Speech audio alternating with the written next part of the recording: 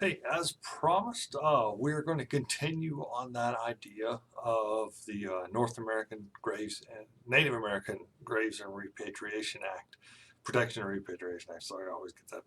It's a long title.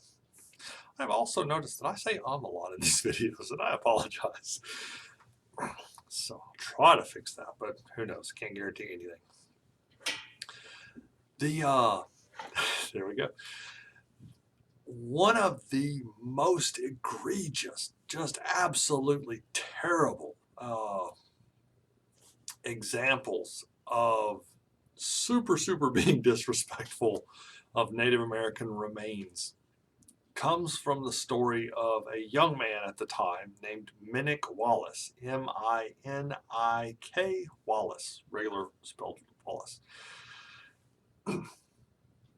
In September of 1897, the American Museum of Natural History in New York. If you've seen Night at the Museum, that museum, American Museum of Natural History in New York, brought in 1897, they brought six live Inuit people from Greenland.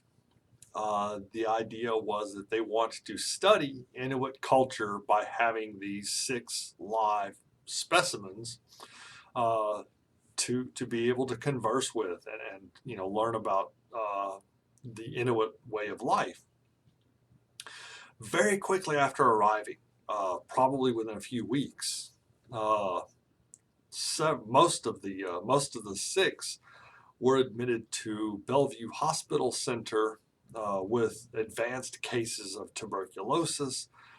It's argued that most likely they had contracted tuberculosis before their trip. The reason being is tuberculosis is a really long, grueling disease.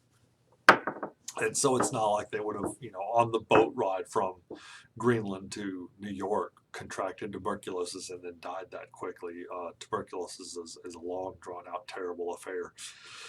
So, out of the six, four of the Inuit arrivals died. And only two of the Inuit survived. One of those was Minik. One of the dead, the four dead Inuit guys, was Minik's father. The other, I'm not sure why this worked this way, but it's 1897, and so there are no rules apparently. But the other Inuit survivor was apparently an adult, and he opted to return to Greenland. And the superintendent of the museum decided to adopt Minik as a son to raise this little Inuit kid. Very quickly, because time is of the essence for a reason here, but very quickly, the superintendent of the museum, the guy that adopted Minik, is a guy named William Wallace. He adopts Minik and allows Minik to perform the traditional Inuit funeral services for his father. He's trying to somewhat, super air quotes, somewhat be considerate to their culture, but William Wallace also has a great opportunity here. He can see live the traditional funeral practices of the Inuit people for Minik performing this funeral practice for his father. Unfortunately, instead of burying his father, unbeknownst to Minik, the guys at the museum had just weighted down a casket with rocks. And so Minik performed a funeral service for a bunch of rocks in a casket. And then the superintendent took Minik home. And secretly, I'm not sure if it was in the same carriage or not, but secretly also took Minik's father back to the house as well. I'm not sure how he got, Minik go and do something else for a while, but the superintendent, William Wallace, probably with some help from some other people at the museum, at his home, while Minik is there, defleshed Minik's father, articulated the skeleton and later on put it in the museum as an exhibit. So Minik's dad, Minik doesn't know this. Minik thinks that, hey, we've buried dad in a grave. Minik's dad is actually at the museum. Several years later, in 1906, and Minik's dad died in 1897, so about 9 years later. About 9 years later, New York newspapers, somehow run across this story and they print it in the newspapers. Minik's about 16 at that time.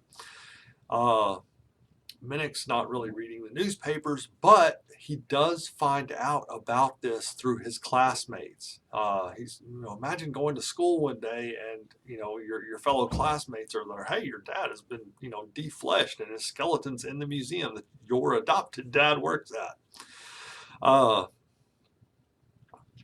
So Minik finds out about this, and he's, like I said, about 16 years old. By this point, William Wallace, the superintendent at the museum, has decided that what he has done is not ethical in the slightest, and he starts to side with Minik and tries to get Minik's dad back to give him a proper burial.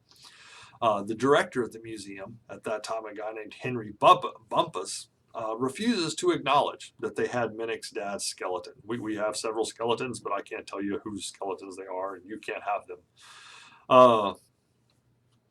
So Minik, later on, I think a few years later, ultimately just returns to Greenland as an adult, when he reaches adulthood.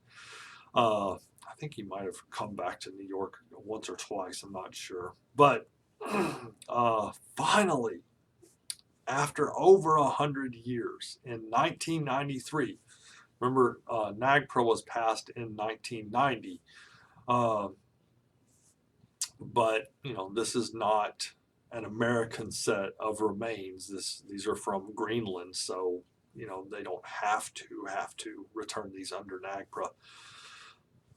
They finally, in 1993, return Minik's father to Greenland to give him a traditional burial there. But the great thing about this story, it's a really messed up and interesting story. If you want to read more about it, in 1986, a guy named Ken Harper wrote a book on this whole story called "Give Me My Father's Body." But this is one of the most egregious examples of how other people, usually non-whites, Native Americans, and people from Inuits from Greenland and stuff like that, were just completely not regarded as people and not really respected in terms of their artifacts and their remains. And so it is understandable that NAGPRA was passed in 1990, even though it's really unfortunate, because we see this serious loss to science and research. But earlier archaeologists and anthropologists really kind of went over the line by a pretty far amount. So that's all for the Native American discussion. We'll talk some more on that later on. Thanks.